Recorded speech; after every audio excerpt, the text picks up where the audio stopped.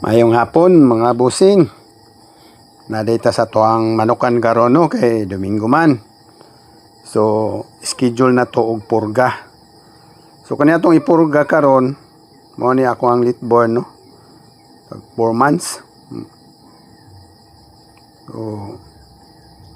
ang akong gamit dahil sa purga mga boss kaning kuan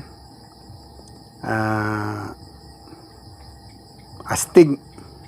Ano siya? Astig.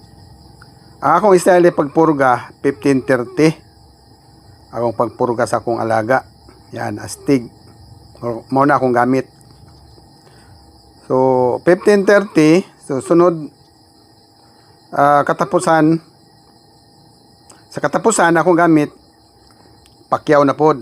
So ginapuli-puli lang nako na wala na ako na sila gi permanente. 15-30 ko naga purga astig og pakyaw akong gamit, no?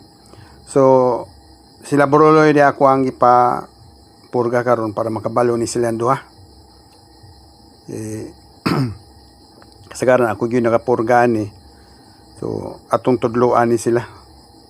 So usahay kanang kuan langan, no? Dugay kay mahuman. Tagduha pa yun. Dapat siya ra isa ni. Pero okay lang kay para makatuon. So ang oras day karon is 5:30 sa hapon. So ingana ko tigpurga kay kung ngit-ngit na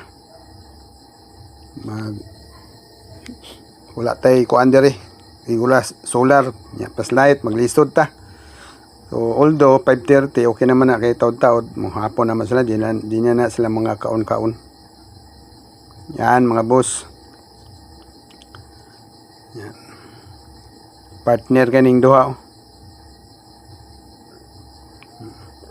Usahay kay kuan kaning di magkasinabot ning duha.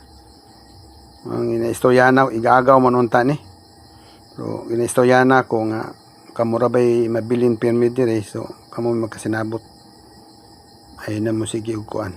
Ikaw toy, basi gusto ka magkuan. Purga.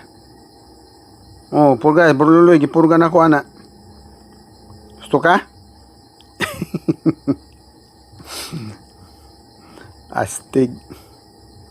No, istoryan doa oh. Yan mga boss. So di na ako tas on yung video no.